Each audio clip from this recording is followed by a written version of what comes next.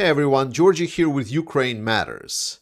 Russia is not having a good time attacking Ukraine. I would even say they're having a blast.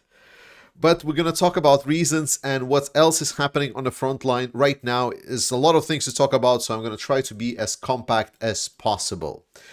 So the first things first, Kharkiv direction. Oh boy, things are here heating up. Firstly, I want to congratulate everyone. We again on this channel were one of the first ones that reported on the Ukrainian counterattack, and already now we know that Ukrainians have indeed counterattacked.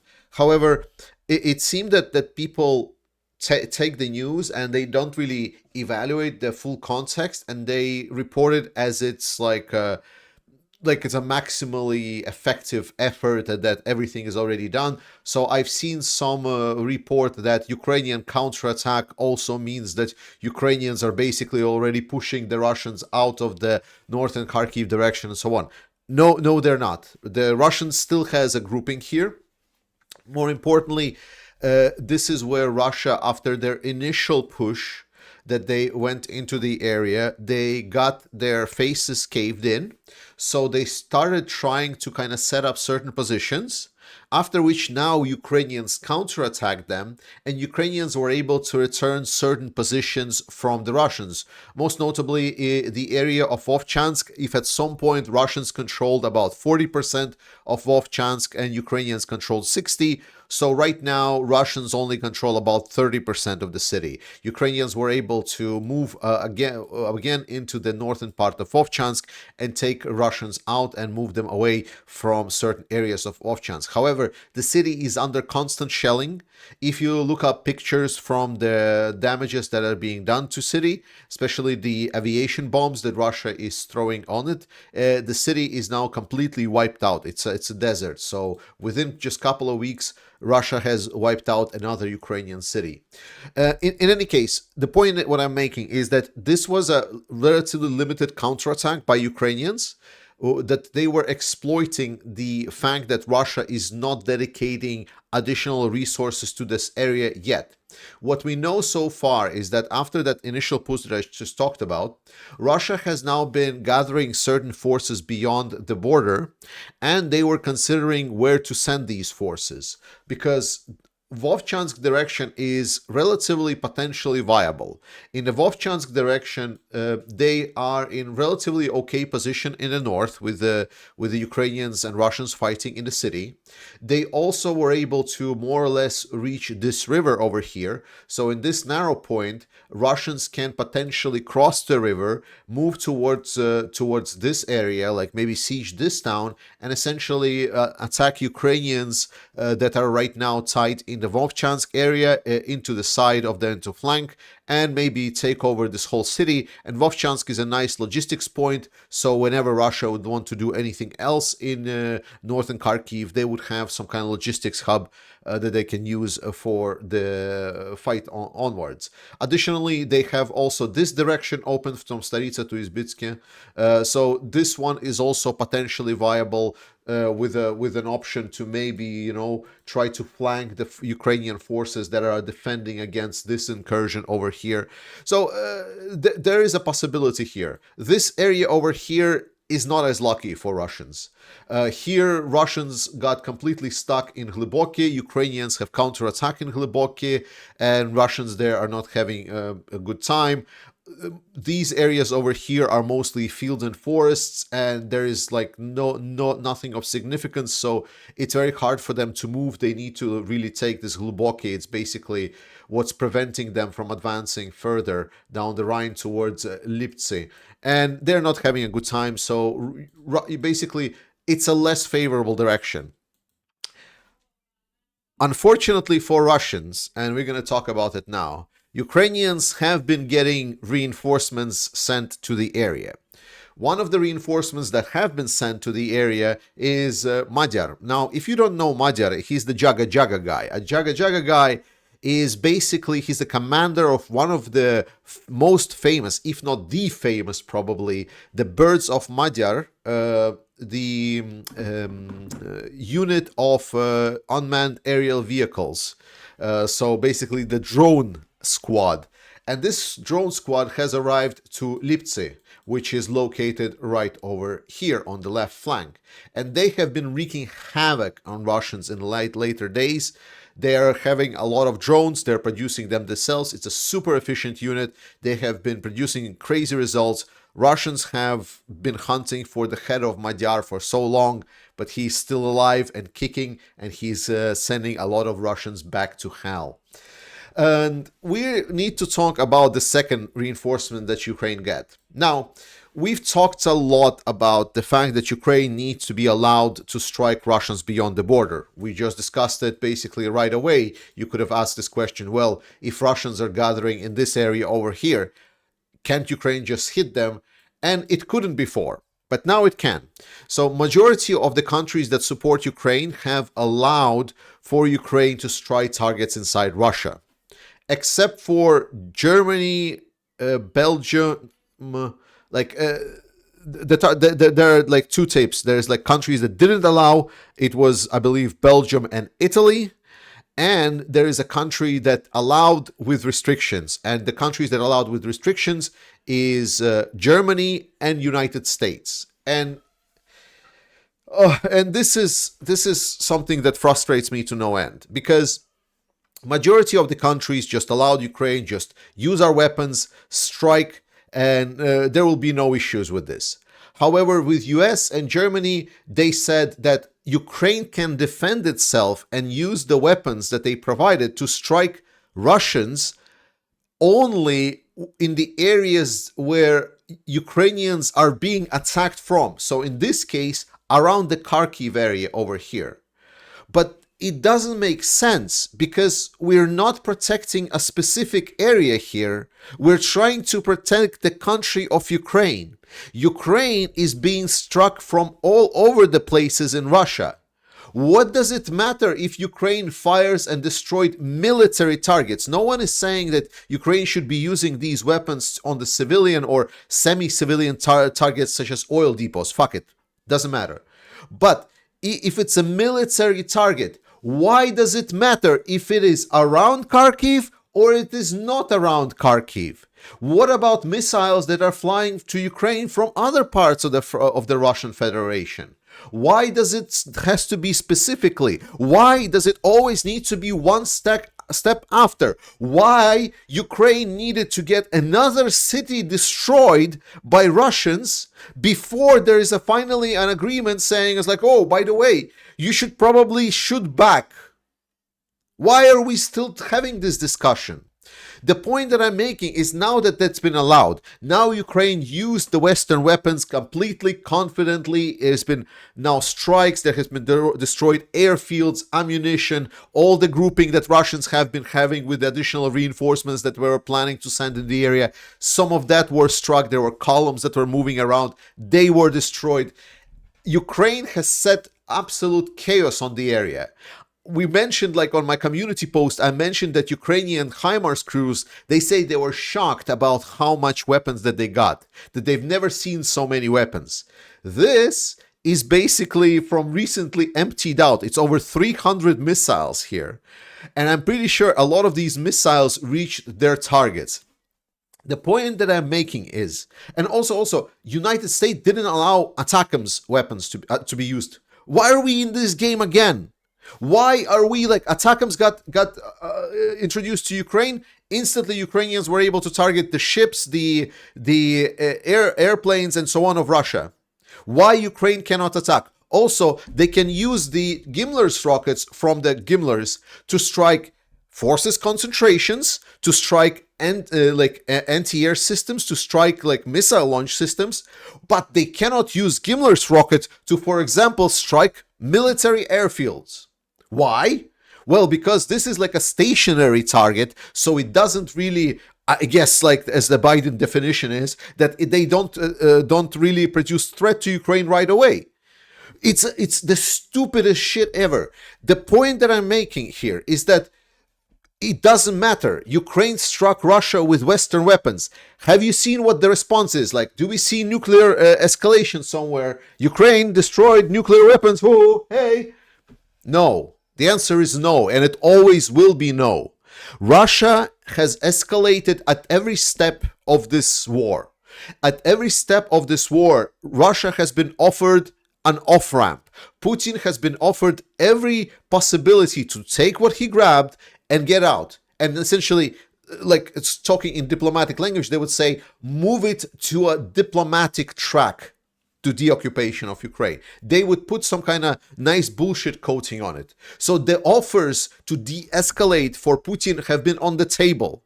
And at every stage, Putin said, like, no. And he instead escalated. He escalated the number of war crimes. He escalated the number of shootings. He escalated the number of kidnappings and tortures that Russia is doing. Putin is the main escalator in this conflict. And I want to repeat, everyone to repeat after me. Our response to aggression is not escalation. All right? All right? So if we're talking about military targets on the territory of Russia, these military targets are being used to strike Ukraine. Therefore, they are completely fair game to be attacked. There is no reason, there are no red lines for Russia that we cannot cross. There are none. The only red lines there are the red lines that Biden administration and Olaf Scholz are drawing for themselves. Because Olaf Scholz, he's not providing long-range weapons, and he's also allowed, I believe, only attack Russian Federation about 40 kilometers into the Russian Federation from the border of Ukraine. Which is like, why? What happens after 41 kilometers? Is it Russia suddenly starts attacking NATO, or NATO suddenly, like after we use the NATO weapons to attack Russia after 41 kilometers, suddenly NATO is a part of conflict? Why? That's like, the point is, like, their logic, their arguments make no sense. Like, all of this, like, oh, we don't want to escalate and so on, makes no sense. Russia is the escalator, not us. Anyway, I promised that I would keep it brief, and I can rant for this forever. So let's just move on. And we're going to move on to the state of the Russian military. Russian military has introduced, we've seen that they're introducing the attacks on motorbikes as an alternative to attacking on armor. And they're not doing it from the willingness of this heart. I have no words how to describe this piece of machinery.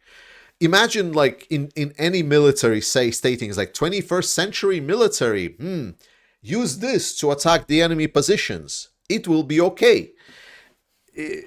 Yeah, this is the state of the Russian military.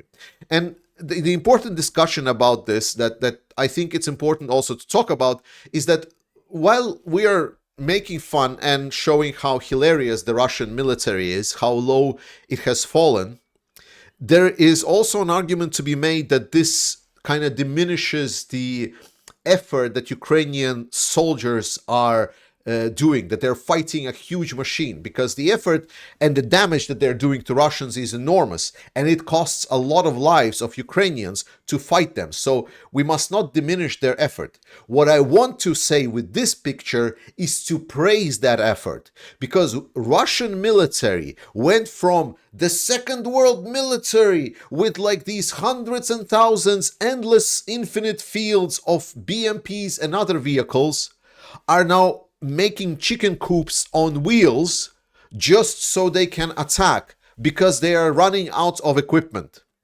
Now, these are, for now, are relatively sparse cases, so there's still plenty of work to be done. But I want this to be an acknowledgement to the efforts and heroism of the Ukrainian troops, an effort that they did in destroying the Russian military. And the more we help them, the more all of the rest of the Russian military that is running out of equipment will turn into the chicken coops, and Russians will be like chickens, as they are. However, Russians are also meddling in affairs of the democratic society, something we've talked plenty about. And just recently, the new revealed intelligence that a platform that is working for like Russian speaking people in Europe support platform group that they had all over Europe, turns out is a propaganda network that is tied to Kremlin. Oh no, I know, shocker, right? What I'm stating here is that this is the messages that I want us to start sending to our politicians more. We always talk about what do we write about in the mails. This is a good reason to write about in the mails. That right now Russians are running rampant. The propagandists, different organizations, Rosatrudnichество and everything, running all across Europe, United States and other countries, spending millions of dollars to make sure that propaganda works and we have to fight in our societies. Russia is actively hybrid warfaring and seeking to destroy our societies, our ways of living. We need to stop them. We need to start arresting propagandists. This is not about the freedom of speech. This is a hostile military action, information warfare that Russians are conducting on our soil. We need to be aware of this, and we need to make sure that our politicians adapt and start dealing with this. But before politicians are starting to do something, a George Clooney Foundation seeks to arrest Russian propagandists. Now, I'm not sure how real this story is. If it's not, please write it in comments if this is a hoax. But apparently, George Clooney Foundation's trying to work to get the Russian propagandists imprisoned. So there's that. So there are certain activities. Please fact check it. Help me fact check it in the comment section. And if it's something that is really true, maybe this is potential something that we can do, and maybe also get Starsky invited to talk about, because he has an organization that fights against the disinformation and Russian propaganda. And then we get to like a sad story, which I gotta say, like, it really hit me really hard. Like, the personal stories are really, really tough to look at every time. Like, we always take the big picture perspective. So every time that we see like a personal story really hitting us, sometimes it just kind of breaks through that barrier that you try to build up to make sure that you can continue following this war in the long term. And this broke me a little bit. So it's a story about Mariana Chechik. And Mariana Checheluk. So, and Mariana Checheluk has been living in Mariupol. She was a police officer, like a patrol police officer. She hid with her sister in Azovstal. She survived Mariupol bombings. Mariupol bombings have killed, some people estimate, half population of Mariupol. It's hard to know because right now no experts were able to make it to Mariupol because Russia has erased all of the evidence of their war crimes. Only the videos, the horrific videos remain where people were hiding in basements and just buried under the mountains, because Russia pretty much erased Mariupol from the face of the planet, with all of the people, none of them being able to escape, and were just hiding in the basements of buildings and everywhere. So Mariana made it all the way to the end. They were hiding in the Azovstal plant. So at the end, and she was not fighting. She was a police officer, but she was not fighting. She was just there. And she essentially was... She trusted the International Red Cross and the United Nations to get her safely to the Ukrainian side. And instead of getting her safely to the Ukrainian side, the Red Cross and the United Nations representatives just led her directly into the Russian filtration and concentration camp, where she got imprisoned, sent off to the Russian. She then was placed into the Olenivka prisoner camp, which Russia blew up. A lot of the Ukrainians died in that one. She finally was able to make it 2 years later. She was able to make it back. And during that time, she was physically, mentally, and other ways abused in the Russian captivity. So International Red Cross and United Nations have basically took a person and given it and led it to the hands of the absolute worst people on the planet. They led people to slaughter, essentially. Like, if it would be like a Second World War Germany, they would come in and help escort all the Jews to the camp. Just so they are like, they would bring like maybe comfortable train. That's how sad it is. And absolutely disgusting. And her story is heartbreaking. I really advise you like to read it through. It's absolutely horrible. It's devastating to read through. But this story also plays well with us. What we always underscore is that we need to support Ukraine as directly as possible. All these big organizations, the international organizations, are complete full of shit. They don't do what they're supposed to. The only one that are doing are the smaller organizations that are actually run by some active volunteers that are doing things on the ground. And since recently this channel, we have been doing actively things. We have been working closely together with the units of the Ukrainian Armed Forces almost directly. And this time we're also trying to find some additional organizations to support. And we're going to be starting a new campaign right now. So we're starting an armored vehicle for the Ukrainian combat medics. And this is specifically focusing with to work with the Ukrainian servicewomen organization, because there is a lot of women veterans in Ukrainian armed forces or used to be in Ukrainian armed forces. And this is specifically their organization. Obviously, the link to donations will be in the description in the first comment. So we're going to try to get them a vehicle, and we're going to try to support to make sure that women, instead of being abused by these big organizations that take money that we supposedly send to Ukraine to help Ukrainians and then lead them to concentration camps, I propose we actually do things right. And we support the women that are actually fighting and helping the fighters of Ukraine, in this case with a medical vehicle. Thank you so much for watching this video, guys. I hope this was interesting. To finish it off on a high note, there is a special thank you video from Yuri. We just recently finished a campaign for 2 Baba Yaga night vision hunter drones to hunt against the Russian equipment. And obviously there will be video when the drones arrive. But so far, just a thank you video from Yuri. I love you all, guys. Slava Ukraini, and I'll see you next time. Hello, Georgis. Hello, Ukrainian Matters community. This is Yuri. Thank you very much for the Vopayan drone. We need one, but to have 2 is very better. Sanat has told me how much you have helped. Now we have some serious firepower. We will say hello to the Russian from you. Thank you. See you.